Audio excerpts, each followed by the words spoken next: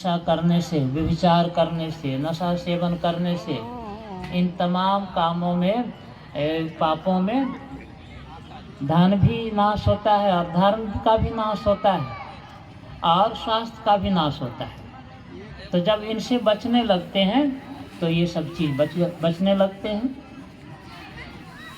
तो स्वाभाविक है कि हमारा लौकिक जीवन सुख में होगा।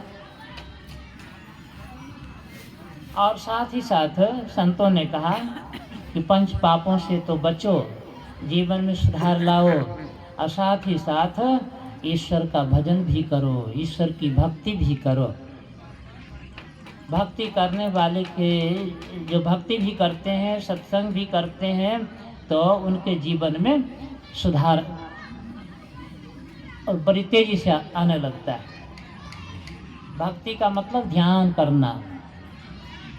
और भी बातें हैं भक्ति में, मोटी बातें हैं। प्रथम भगति संत अनकर संगा, दूसरी रतिमम कथा प्रसंगा, गुरुपद पंकज सेवा, तीसरी भक्ति अमान, चौथी भक्ति मम गुणगन कर कपट तजगान। ये सब भी भक्ति के अंदर है। पूजा पाठ आदि सब भक्ति के अंदर है। तो ये सब करने से सुधार होता है। और इससे भी ऊंची भक्ति है ध्यान करना। ध्यान करना जो नौदा भक्ति में वर्णन है।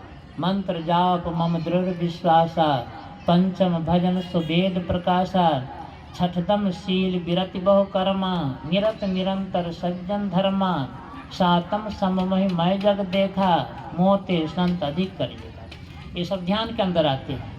तो वो भी करते हैं और सत्संग भी करते हैं, तो उसके जीवन में सुधार भी आता है और भक्ति में आगे भी बढ़ते हैं। क्योंकि